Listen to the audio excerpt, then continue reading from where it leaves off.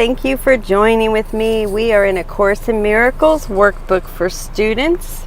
This is part 2 of the workbook, and we are just entering section 11. And today I will read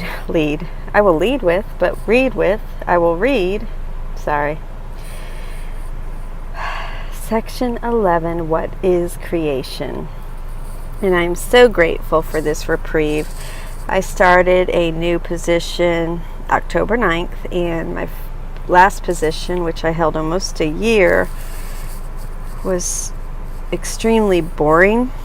I mean, don't get me wrong, I was very grateful for it. It actually gave me more time to sit in a course, in the teachings, in training in forgiveness. And this year, and then this new position is night to the day of that boredom. So it's completely different, and I'm extremely busy with a lot more on my plate, which is a gift. I love to be challenged, but I am so ready to sit in a reprieve with Holy Spirit and with you. Every reading does that for me. And I've noticed that I've been reading A Course in Miracles on video in this way for over a year now. So this is the second time I'll be reading this on YouTube. So that's pretty exciting. After the new year, I'm not going to continue. Of course, my videos will stay up, but I need to take some me time to align myself, because some of this can keep me so busy that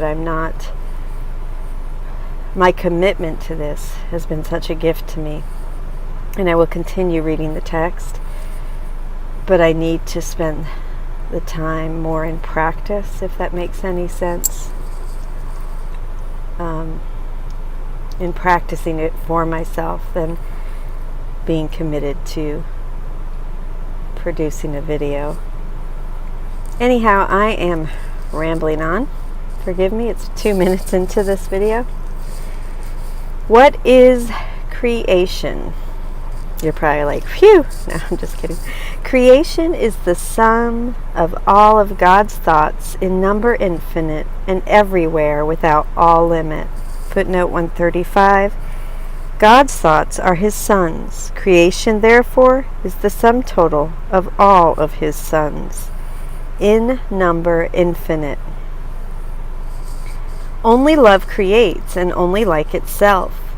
There was no time when all that it created was not there, nor will there be a time when anything that it created suffers any change. Forever and forever are God's thoughts exactly as they were and as they are, unchanged through time and after time is done.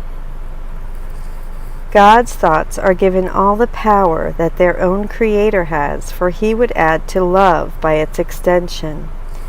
Thus His Son shares in creation and must therefore share in power to create. What God has willed to be forever one will still be one when time is over, and will not be changed throughout the course of time, remaining as it was before the thought of time began. Creation is the opposite of all illusions, for creation is the truth. Creation is the Holy Son of God, for in creation is His will complete, in every aspect, making every part container of the whole. Its oneness is forever guaranteed, inviolate, forever held within His holy will, beyond all possibility of harm, of separation, imperfection, and of any spot upon its sinlessness. We are creation, we the sons of God. We seem to be discreet and unaware of our eternal unity with Him. Yet, back of all our doubts, past all our fears, there still is certainty.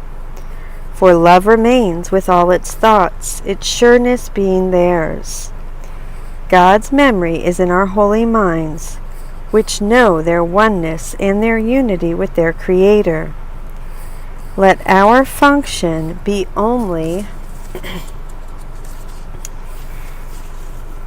Let our function be only to let this memory return, only to let God's will be done on earth.